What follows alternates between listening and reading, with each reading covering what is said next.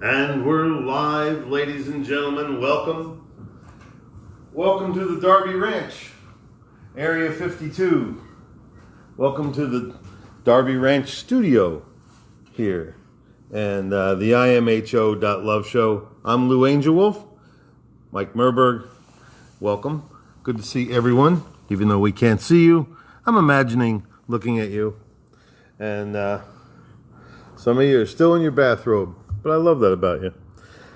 All right. Well, welcome, everyone. Second day of February 2022. Puxatawny Phil saw his shadow, right? Yeah.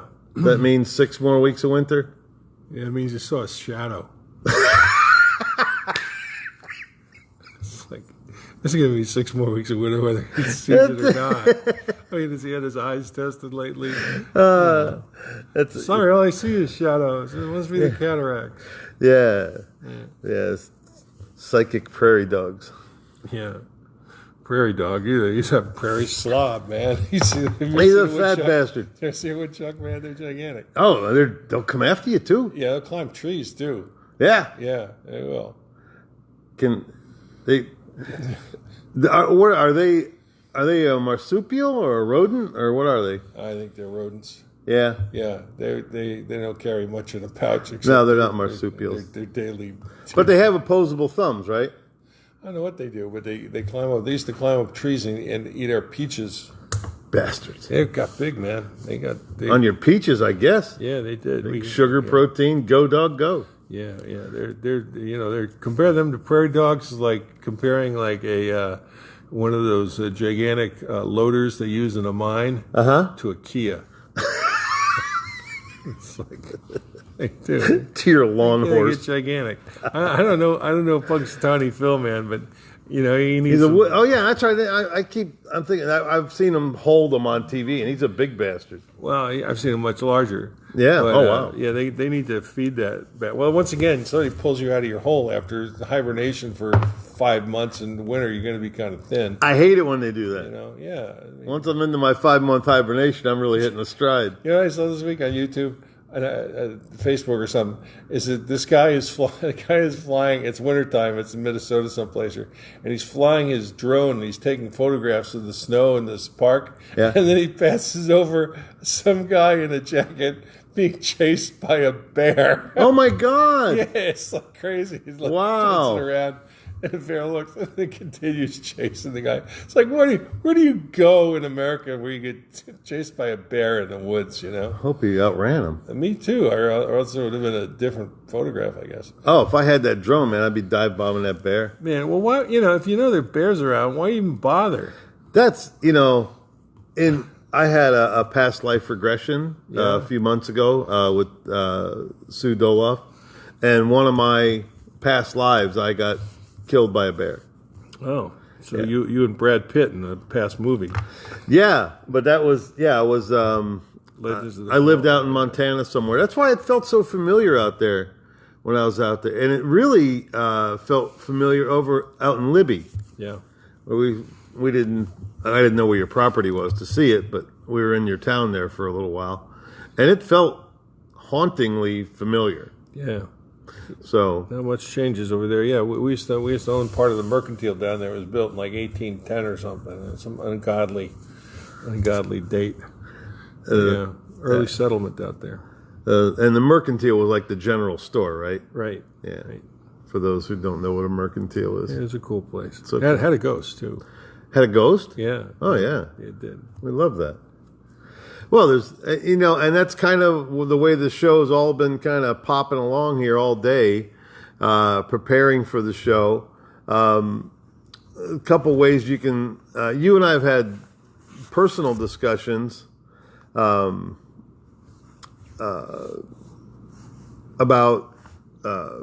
Rupert Sheldrake and his discoveries and how he initially was scoffed at by,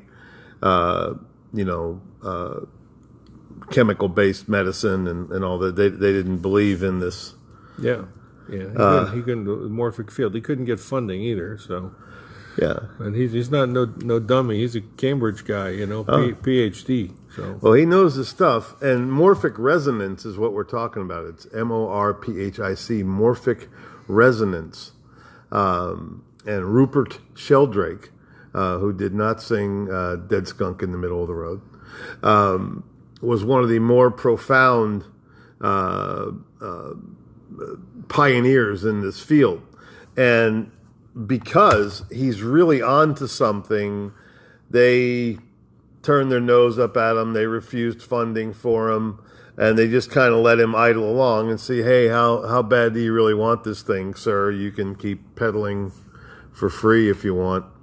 But like a real scientist, he wasn't bought off or shunned by being ignored. He was on to something that was really cool. And to me, well, like for instance, okay, there's all kinds of energy exchanges between human beings.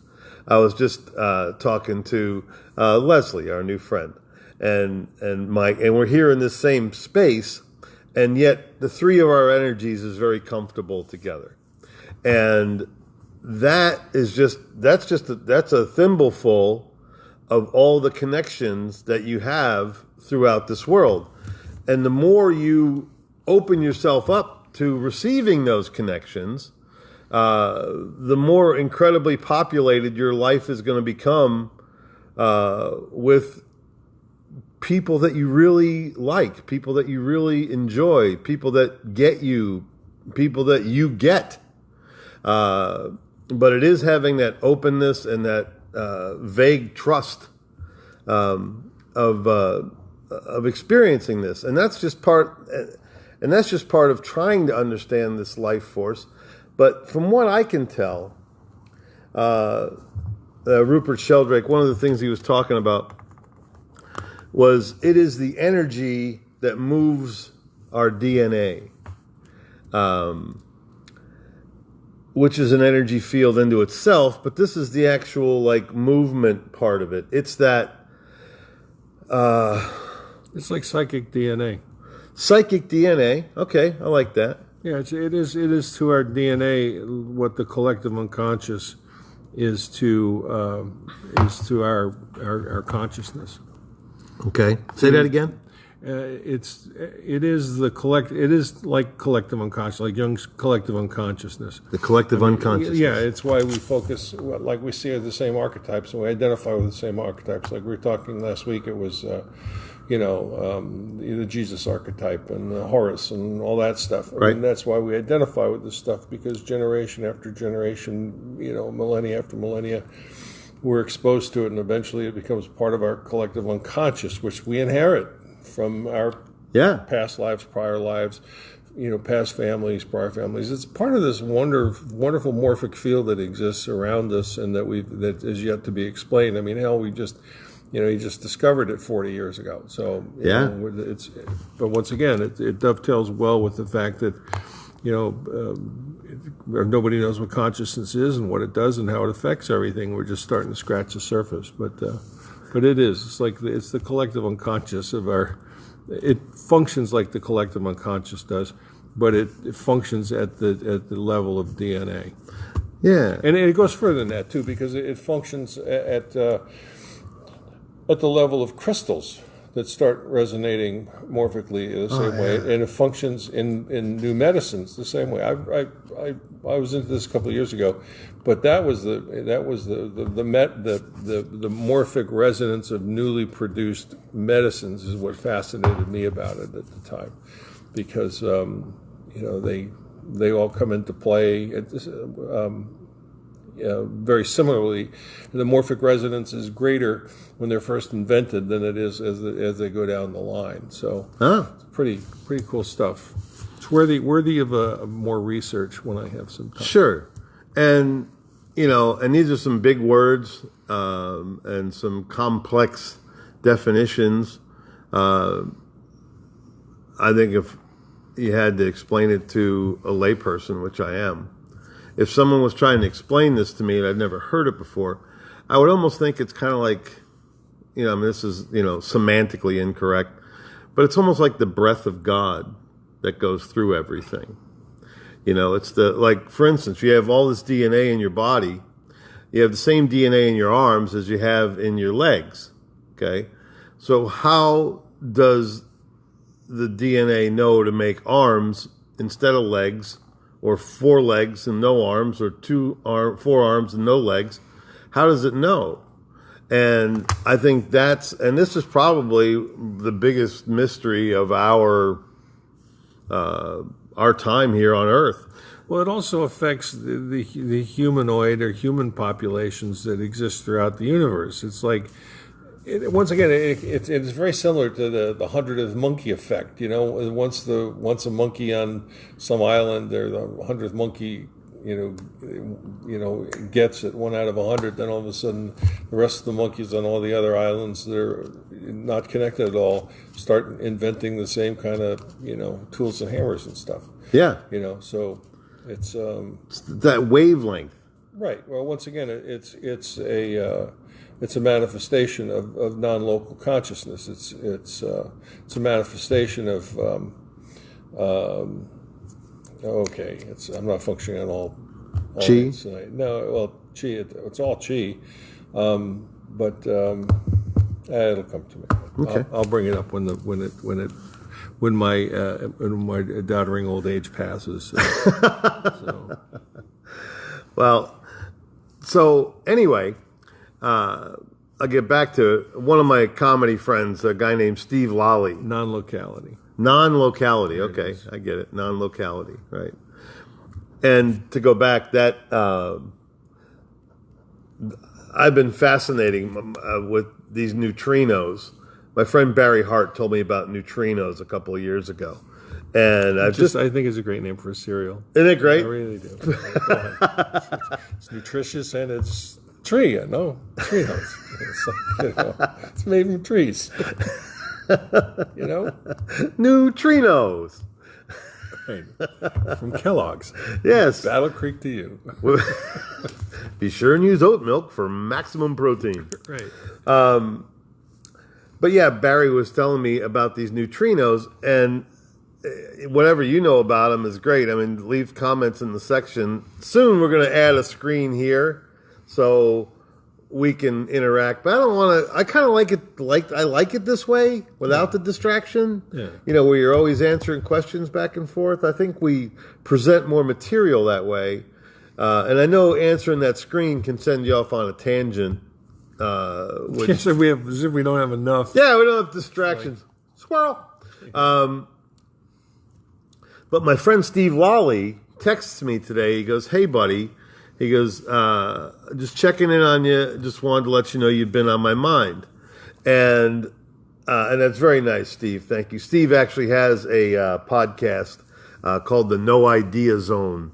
I did one of his episodes last year, the No Idea Zone. That's Steve Lally. He's an interesting kid. He's a nice man. I like him a lot. We've been friends for many, many years. And he is one of those guys that just checks up on you, see how you're doing. And that's very kind.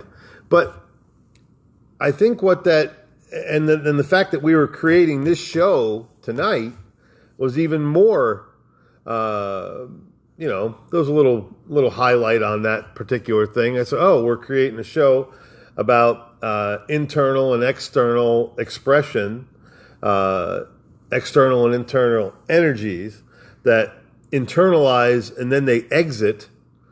And I know, it's February 2nd. So back a couple of days ago on the Saturday night that just passed, we did our CE5 Human Initiated Contact Experience Skywatch out here in the beautiful Darby Ranch.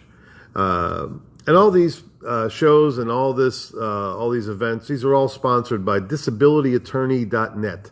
That's disabilityattorney.net. It's for all your Social Security disability cases. It's this guy right here, Mike Murburg. From what I understand, if Mike can't help you, you got issues. But anyway, Mike doesn't want to help you. You got real issues. Like, you may be crazy. You may get these things, but you're not going to get them with me. So, I mean, he really is the prolific old country lawyer, man. It's fantastic. It's as good a lawyer and gets. So that's disabilityattorney.net for Social Security and disability claims. But so we do our HICE program. And it was a small crowd because it was cold outside. It was unseasonably cold for Florida. It was in the 30s. Luckily, it got down to 26 out here. 26? Yeah.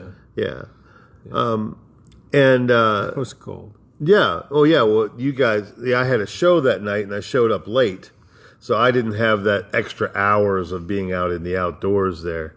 So I wasn't too uncomfortable. But around midnight, I was getting pretty cold. But anyway, and this is a beautiful example of this morphic resonance. I have found that the CE5 and the HICE group,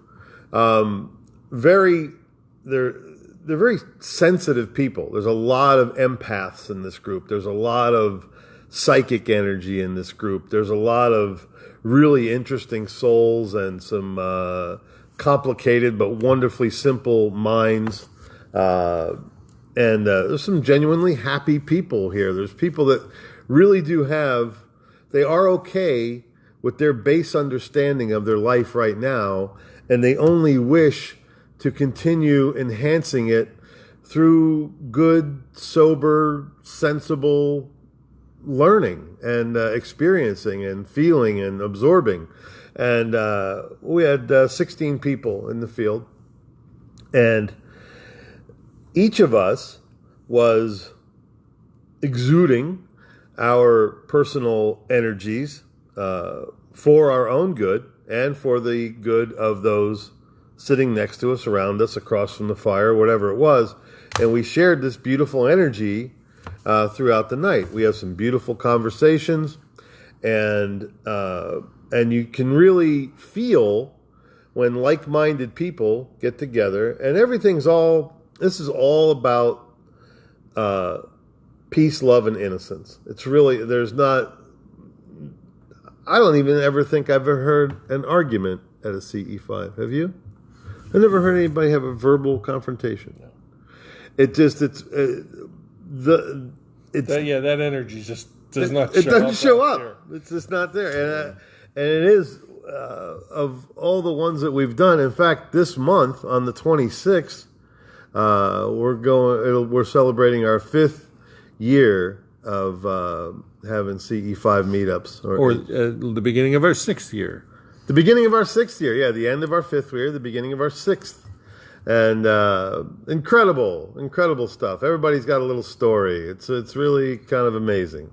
And the wonderful people that have been in and out of that gate, man, just every one of them, just a jewel unto themselves. And very pleased to know everybody that's ever been here, and of course all the people that are going to come. And it is the longest running CE5 with regularity in the country. There's spotty ones here and there. They'll call for a meetup every couple of months or a few times a year, but every month, it's not quite rain or shine, but pretty much. Unless it's pouring rain, we can't do it. But so we go inside and tell ghost stories. We do tell ghost stories. We do tell ghost stories. So, but that kind of morphic resonance is. I don't think it's. I know everybody has it because, like we've been talking about, our senses. I think this whole shake upside down what the world is doing right now. Everybody's reevaluating their time, their energy, what they really believe, what they're finding is important, what they can let go of, what they want more of. And these times of contemplation and inner reflection, I think I think people are getting better. There's a group of people that are actually getting better, and probably to offset the people that are losing their shit. There's people that this whole thing has caused them tons and tons and tons of grief, and I don't know. I mean, it's so hard to trust a statistic anymore. But I read something the other day that suicide is up because of all this confusion. Yeah, and that's the really strange one is the when you compare the success of isolation, which is extremely low, and the number of as far as new disease prevention versus the number of suicides. Yeah. It's crazy because we've lost far more people to suicide than we have saved them from the disease we're talking about. Yeah. By imposing isolation on them. Yeah, sure. I mean that's just saying, and I think that the that kind of insanity has impacted on every single corner of the globe. There are 1 million people that were marching in Belgium today. And we have the convoy in Canada that went to Ottawa, and they're still there. I think they're still there. Yeah, they're supposed to be like 14 days. Somebody said, yeah, and they could surround it with the trucks, and they could all beep their horns, and then the building would fall like the walls of Jericho. And I said, well, that can't happen because the jackass has left the Capitol with his jawbone. What a time for Trudeau to just bail, tuck tail, and run. Sorry, I've been exposed to COVID. I can't meet the truckers. And then Jordan Peterson was on the other day saying, hey, Minority Party, this is your day in the sun. This is your time to drop on in on this and be something for a change. Yeah. And hopefully it'll catch on. That's what happens. It's the 100th monkey, the morphic resonance. It all comes to fruition. It gives me some degree of hope that all is not lost, and the cabal, or whatever you want to call it, the military-industrial complex does not own us all. And there are enough people out there that value their freedom, especially after they've lost it and they've been confined to their quarters for so long unnecessarily and been away from their families, that said enough is enough. I'm sorry, we're not going to listen to you anymore. Just the heartache, man. You ain't the boss of me now. Yeah, I've been saying that all my life. A lot of people need their job, not just for money, not just for support. It's their thing. They go to their job. They define themselves. It's how they knit their human dignity into their souls. Yes. And for that to be taken away from you, and then they slam you in front of the television and make you watch stories about gay tiger trainers.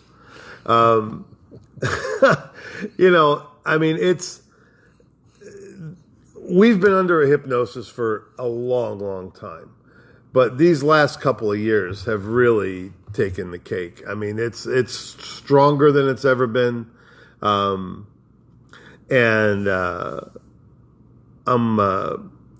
just amazed to watch people do what they do. I got friends of mine that really they've hardly even looked around. Their lives haven't changed much at all. They live in a rural area. They have a job. They have some sort of farming or manufacturing job or whatever, and nothing's changed for them. They're the same. Prices of things have changed for them, but that's if you're going to play in this society, you're going to have fluctuations in the economy. Be they good, be they bad, be they manipulated for evil. Who knows? But their lives haven't changed much. But there's people that I know, and my stand-up comedy background, my God, there's, every comic in the country lost his schedule.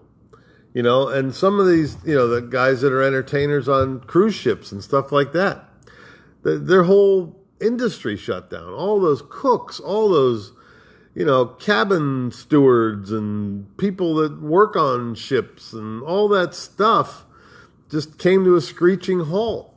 And stand-ups, if you were on the road, I mean, it's a strange world out there now, but like the comedy clubs were closed, and nobody was getting paid. The club owners weren't getting paid. The comics certainly weren't getting paid. There was no shows. So this disruption, and it's like they're letting out a little bit of rope. They're trying to let us see a little bit of familiar normalcy, but but they so quickly snatch it back. They give you a little bit and they snatch it back, and they give you a little bit, snatch it back. It's like dating a really hot girl, but they won't always give it to you. You got to earn it somehow, or you have to suffer for it. There's that. But anyway, hey, I'm not talking about anybody in particular. But so yeah, you could. You're not talking from personal experience. No, I read it in Penthouse Forum. It happens. Oh, yeah. I buy it for the article. I didn't even know that magazine was even out there anymore. Is it? I don't even know. When was the last time you looked at a naked girl magazine? It's been a while. I don't know. You dig around long enough up here, you find a few. Oh yeah, there are a couple back there. They're like vintage. They're vintage. Yeah. I was checking out the pelt patterns for for one of my comedy studies. Before the beaver went skinless. Before that Brazilian wax salesman showed up. That guy was good. Oh man, he waxed everybody. Yeah, everybody's supposed to look like a 12-year-old now. Yeah, well they turned it into like a steamed wonton. What they did. Yeah. But anyway, hey folks, I'm here all week. Anyway, but these morphogenic fields that course through everything, and these are what like I say, maybe it's the breath of God, maybe it's the energy of source, maybe it's the core of flow, whatever it is, it goes through all of us. Some of us notice it communally, and and I think that's what it is, because there's people that you come into your circle or into your day, and there's people that come into my circle or where I'm at, and I'm in a fixed position, theoretically. I can't wait to get away from their energy. I can't wait to get away from the vibration that they're putting out. And there's other people, they step into that vibration, and it's totally friendly, and I don't care if they stay for an afternoon. It's really, and I think it's that organic. I think it's that real from the beginning. We're talking about on the last week's show about the baby, the newness and the wonderful, or was that that was the invocation? And we talked about the being born like a baby. Yeah, was that last week? Yeah, innocence, newness, and what, and this week I wrote on it a little bit that's the innocence that we end up having to return ourselves to after years and years of being conditioned by our social and family environments to not be innocent, to not see the oneness in all things, and to parse everything out and call things what we're going to decide to call them without even knowing them. You get to a certain point in life where that's just not enough for us, and then we have to regress, and that's what the Tao's all about, is pitching away all that stuff to continue to get to original source, so that you're still seeing the unity as you would as a baby before you start learning that your bottle is called something, and that your mother's breast is called something. Mm-hmm. So, but that kind of innocence is one that's completely attuned with the morphic field. Yeah, and that's and it's so resonant, and there's just sometimes and you can really feel it. I mean, even in, as old as we are, you can still feel that same oneness of innocence and love and peace. Just when you're hugging somebody or holding somebody, you'll have that person will have a very harmonic resonance with yours, and it just feels really good to be next to them, or really good to give them a hug, or really good to hold them, or I have friends right now. I got two absolute dear friends, Frances and her family. Their mom is she's slipping. She's in her late 80s. Wonderful lady, and they're a pretty close family. So they're all, and it's day by day and drip by drip on that. And then my second dad, Daddy Art, he's about to lose his wife. Hospice has been coming by every day or so. So the curtain's about to close, and they were both, Art and Karen were just.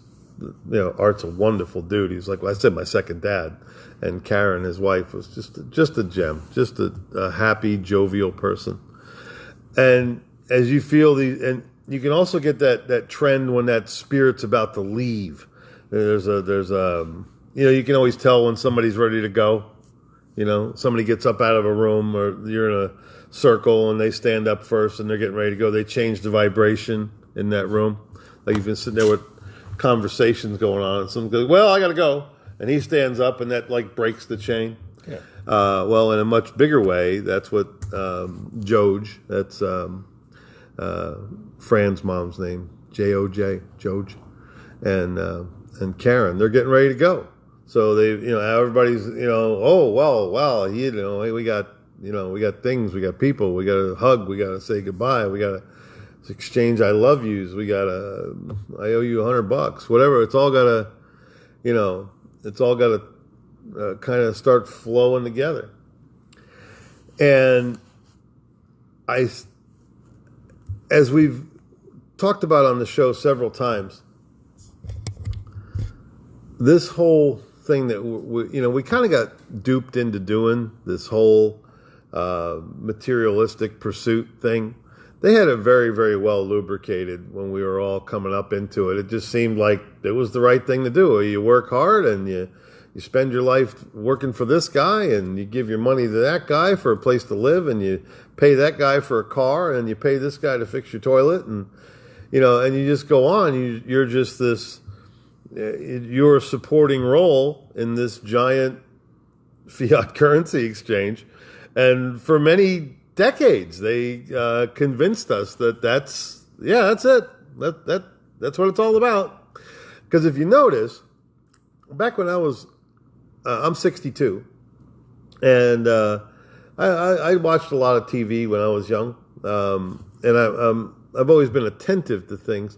But I remember like when they were advertising a car, like back in the 70s or something, they would advertise how much gas mileage it got, how many cubic inches it was, how many horsepower it was, how many it seated, that kind of stuff. And the practicality, the serviceability, it's cheap to keep, the least expensive car on the road to operate, blah, blah, blah, blah, blah, blah. Now, you watch a car ad, okay?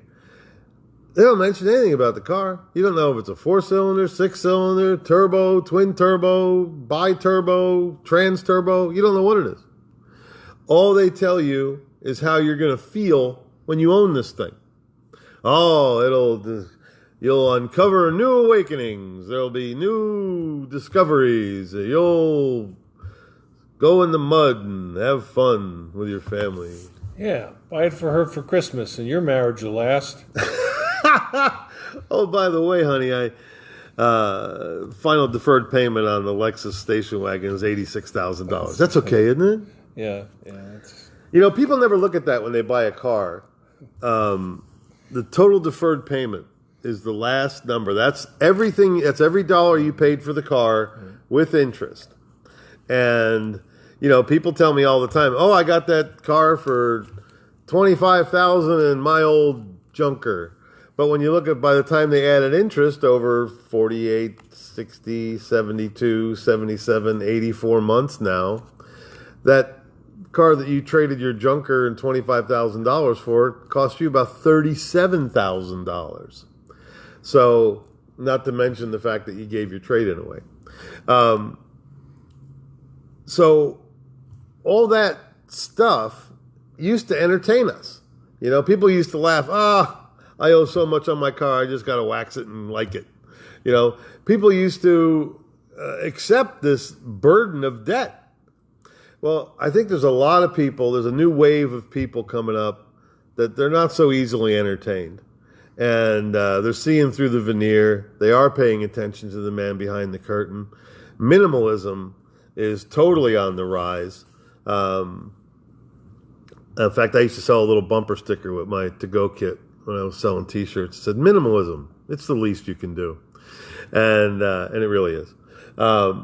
So the less stuff you have, the more time you have for yourself, the more time you have for personal expression, the more time you may be able to spend an afternoon studying neutrinos in the middle of the day. Or doing nothing. Or doing nothing and enjoying a good night's sleep and having nice conversations with friends and, it's really something. I got to go see Dave and Debbie last night with Debbie.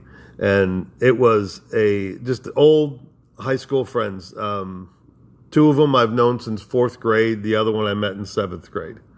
Just that old resonance of old friends. I mean, we all, we've known each other so long. We watched each other grow up. Pimples, girlfriends, first, second wives, whatever, divorces, military service, whatever we all did. Just a beautiful time, and it's those resonances. See, it really harkens me back because it's very young. I mean, like I said, I've known both the Debbies since 4th grade, and that's a long time, man. And there's just a familiar spirit. You go, oh, there you are. They're almost, hey, what's going on? I remember you. Oh, yeah. And then, of course, Wiley, who was a sheriff, or a deputy. He's a really interesting character, super smart guy. And I watched him go from literally like kind of a tough guy to a very competent, understanding, learning. He's a straight shooter, man. Good dude. And be able to come back at this stage in our life and to have that early school reminiscing, and then current. They were still kind of current on everything, the four of us there.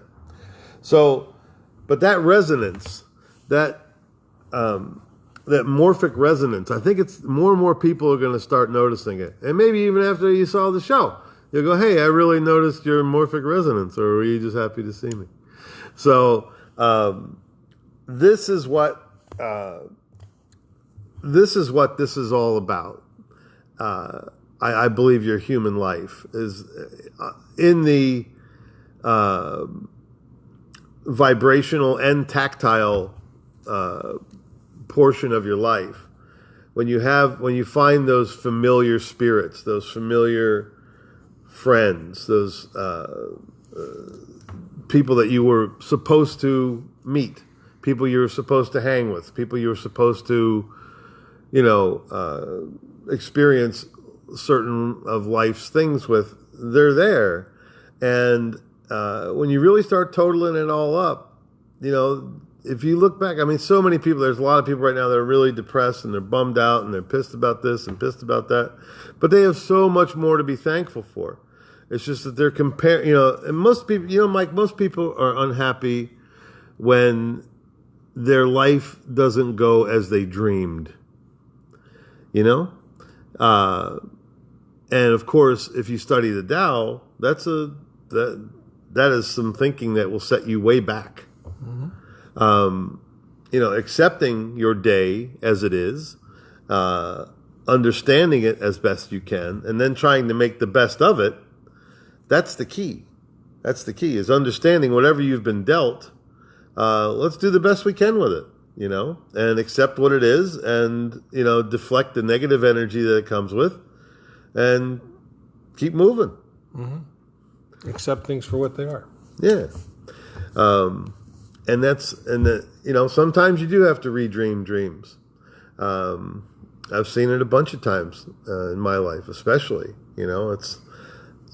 I've stayed in relationships so long because I didn't want to redream all my dreams. No, we can still go to North Carolina. Yeah, don't worry about it. Yeah, I know you don't like me anymore, but you're going. But anyway, well, folks, where are we at on time, Mike? No, yeah, we're good. It's relative, but I'll let you know. What's our 8:10? 8:10? 8:10 on this planet, yes. Okay, we got about 15 minutes left, I guess. So we're going to do a tap dance and a sideshow? Yeah, well, we can. It's our show. We can end it any time we want. But there was another topic that I wanted to bring up, and the thing that I noticed, that I've been noticing the most during our HICE meetings, is the people are. Did you notice how quiet everybody was during that night, and whether it was just too cold to talk or? Yeah, it could have been both. Yeah, they were a very, very peaceful group. They really, and for those of you who don't know exactly what we do here, if you go to Tampa CE5 Darby Ranch, or CE5 Tampa, one of the two. Go there. Go there. It's on Meetup. You go to Meetup, and it's Tampa CE5 Meetup at Darby Ranch. CE5 Tampa Bay at Darby Ranch, Dade City, Florida, USA. There you go. That one. There you go. So, and you'll get a primer on what it is that we do, but just in the TV guide version, a bunch of lovely like souls gather in a big field out here behind the studio, and we have a nice fire, and we all sit around the fire and we meditate, and we have peaceful conversation, and we have and we do conscious thought sequencing, and we do invocations to bring ET to us, and non-human intelligences the same way. We do convocations that end up doing the same thing, 2 or 3 different meditations during the night. So if you're looking for a place to learn how to make contact with extraterrestrials, non-human intelligences, and want a good night of meditation, and to be around kind souls who understand you, and a lot of people have made a lot of actual contact. This is not just in my dreams or telepathically. This is the real stuff, face to face. ET, hello, how are you? These people are out here. They're real, and it gives them a place to congregate and not to feel so strange. Yes, because we're just as strange as you. So welcome. Hope you brought a covered dish. Yeah, really. Comes in handy when it's cold. It's freaking chips. It's below freezing. Yeah, everybody's skinnied out on that one lady bought that nice chili though. Yeah, that's when you know that the pros are there. It's like there's some real. Who was it that brought the chili? Was that Michelle? I don't remember. Anyway, too busy. It was good chili though. Yeah, it was. It warmed a lot of hearts. Well, next month I'll make one of my soups.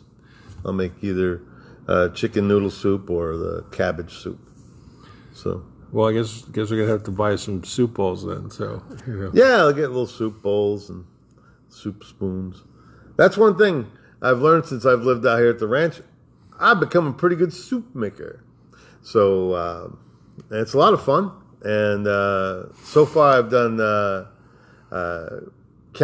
red cabbage and beef soup, and then chicken and rice. So when Mike wasn't feeling good, I'd give him some little Jewish penicillin. But it's fun and it tastes good, and we love it. You like pea soup with ham and all that shit? Yeah, it's good. Okay, I'll make that next. Yeah, if you let it sit a while, it's good. Yeah, that's better the second day or third day. Yeah, very good. Well, ladies and gentlemen, we thank you so much for tuning in. Kat Carroll, thank you so much. You're such a help. You're such an assist. You're such a wealth of information, and I appreciate your help. The show appreciates your help, and it's great that you're very often just a phone call away with a question and an answer. You're amazing. So thanks a bunch. And nice seeing all the new people signing up. If you are going through the Lou Angelwolf page. I've deleted a whole bunch of people so I can add some new people. I I deleted a lot of people whose avatar is a cat. or former Neil Young fans or something. Actually, no. The cat people. You know what? The cat people are. They're lovers. They love cats. They love that cat spirit, and I think every human has a little bit of that. No, cat people, I kept you. You know you're still there. But anyway, so we're here every Wednesday night. Oh, by the way, Saturday coming on the 5th, I'm down at the Stage Central on Central Avenue down in St. Petersburg. There's an ad up on my Facebook page there. If you move up and down, it's a small theater and it's almost sold out. But if you wanted to see me in like a like kind of an unplugged kind of a version, that'd be a good time. I think I'm going to do some real different stuff. I'm going to do some material I haven't done in a long time. I may even read some of my stuff. So that's this Saturday night. Next Wednesday night, I'm at Side Splitters with Jim Brewer. So we may do the show on Tuesday next week. Is that okay, Mike? Yeah, let me know. We're probably going to move the show to Tuesday next week because after that, the Thursday through Sunday, I'm down in Sarasota with Mike McCarthy, the comedy barbarian. So I got a busy week next week. So we'll probably do imho.love on Tuesday night of next week. I'll give you plenty of advance. So next Wednesday you can do whatever you like. We thank you so much for tuning in.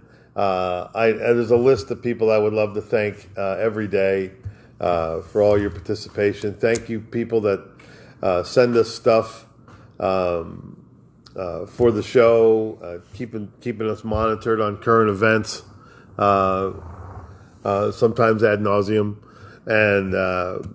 but thank you. You can always just go by. Anything you want to say goodnight or? No, we're good. Okay, you good? Okay. Well, I hope you feel better. Just tired. Hey, and while you're moving around some of your morphic resonance, send some over to Mike right here on his back. His back's been fatiguing him lately, and we can send healing energy, and all those neutrinos will rush right in there and put a new order on it. That's how I ask for healing, is I ask for a reordering of the cells. Because anytime you're sick or there's something wrong with you, your cells are out of order. That's really all it is.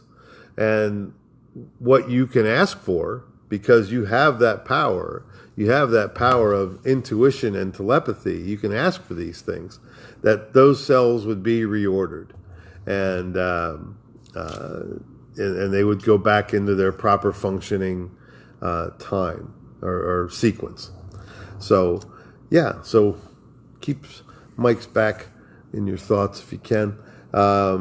Thank you so much for all everybody that's been praying with me and sending love energy to Kathy and Art and Fran and her family. It's the nature of things to decay, but your spirit endures forever. And that's the thing that that's our main most focus here, is helping you get your spirit tuned up. And whatever you can fix on this plane, you don't have to bring back with you. You know, that it was rather haunting when I realized, you probably don't get rid of everything.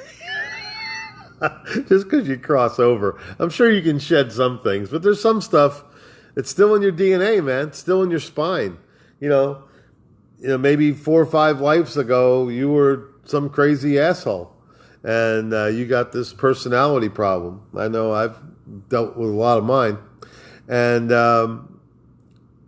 till you get that fixed, who knows how many laps you have to take. I like this Earth school, but I think I'd like to try something else. Is there like Earth vacation planet? Because the school part's bumming me out. Yeah, wherever you find it here. Yeah. Well, ladies and gentlemen, thank you so much. Like we say every week, or most every week, because sometimes we forget. Use your head, trust your gut, and your heart will take you home. Like, share, subscribe. Hey, there's Mark and Don. Hey, how's it going, fellas? And thank you so much for tuning in. And hey, there's Jerry and Nanette. Nanette's out of jail. And I think that's Debbie on that side. And there's Sue. And we love you all, man. You all are awesome. And like, share, subscribe, do whatever you like. You know where it's at. Ciao, man. Hey, Paul.